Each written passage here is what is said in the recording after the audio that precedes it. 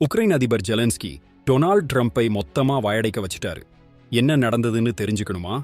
Ukraine Russia போருக்கு இந்தியாவும் சீனாவும் நிதி உதவி செய்வதாக ட்ரம்ப் அமெரிக்காவில் குற்றம் சாட்டினார். இதனால் ரஷ்யாவுக்கு எதிராக போர் நடத்தினாலும் அதை தீவிரப்படுத்தும் வேலைகளை இந்தியாதான் செய்வதாக அவர் சொன்னார். இந்த குற்றச்சாட்டுக்கு உக்ரைன் அதிபர் ஜெலன்ஸ்கியே ஒரு பேட்டியில் பதில் சொல்லியிருக்காரு.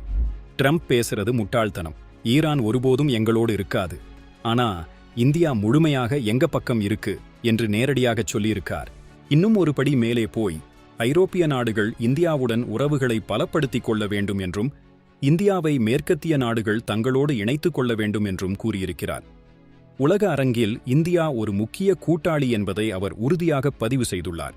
ஒரு பக்கம் இந்தியாவுக்கு அமெரிக்காவிலிருந்து அழுத்தங்கள் வந்தாலும் உலக நாடுகள் இந்தியாவை தங்கள் பக்கம் வைத்துக்கொள்ள எவ்வளவு ஆசைப்படுகின்றன என்பதற்கு இது ஒரு நல்ல உதாரணம். அமெரிக்கா உள்ளிட்ட பல நாடுகள் ரஷ்யாவிடமிருந்து எரிபொருள் வாங்கக்கூடாது என இந்தியாவுக்கு அழுத்தம் கொடுக்கின்றன. ஆனால் ரஷ்யாவுடனான இந்தியாவின் உறவு வலுவாக உள்ளது. இப்போ ஜெலன்ஸ்கியின் இந்த பேச்சு உலக அரங்கில் இந்தியாவின் முக்கியத்துவத்தை மீண்டும் ஒரு முறை நிரூபிக்கிறது. இதை பத்தி நீங்க என்ன நினைக்கிறீங்க? உங்கள் கருத்துக்களை கமெண்டில் சொல்லுங்க.